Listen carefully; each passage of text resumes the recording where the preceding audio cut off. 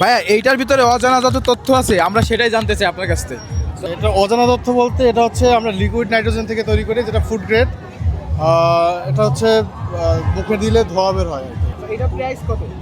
এখানে আমরা 50 টাকা বিক্রি করতেছি। ক্ষতি আছে কিনা? না, এটা পার্শ্ব প্রতিক্রিয়া। যদি কারো সেন্সিটিভিটি প্রবলেম থাকে, হয়তো বা দাঁতে লাগলে একটু সমস্যা হতে পারে, জাস্ট সেন্সিটিভিটি যাদের সমস্যা থাকবে তাদের। এটা তো অনেকে জানে মনে হয় গরম খাবার, এই জন্য ধোয়া বেরোয়, কিন্তু এটা আসলে কি গরম না ঠান্ডা? এটা ঠান্ডা, এটা ঠান্ডা। এটা হচ্ছে লিকুইড নাইট্রোজেনটা মূলত -196 ডিগ্রি তাপমাত্রা থাকে, যেটা সাধারণত ফ্রিজের থেকেও অনেক বেশি। এটা অনেক ঠান্ডা, এটা গরম হবে। এক কাপের দাম কয় টাকা? 50 টাকা। কয় পিস থাকে? 5 পিস থাকে।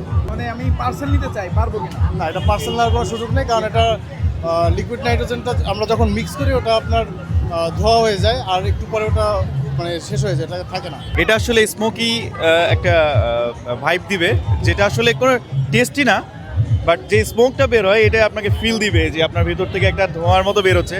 এটা মূলত নাইট্রোজেন লিকুইড, যেটা বাতাসের সংস্পর্শে গ্যাসে পরিণত হচ্ছে। এটা একটা বিস্কিট বা চিপস, সেই মানে অনেকটা জাদুকারি নাইট্রোজেন বিস্কুট মনে হয়, এরকম একটা ফিল।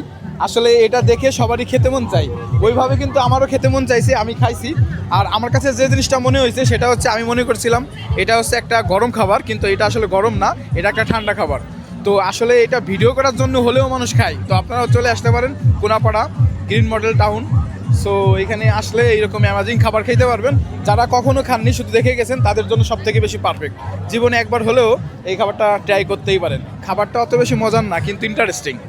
এই জায়গায় সবসময় থাকেন? হ্যাঁ, এটা আমরা সবসময় থাকি। আপনার লোকেশনটা বলে দেন।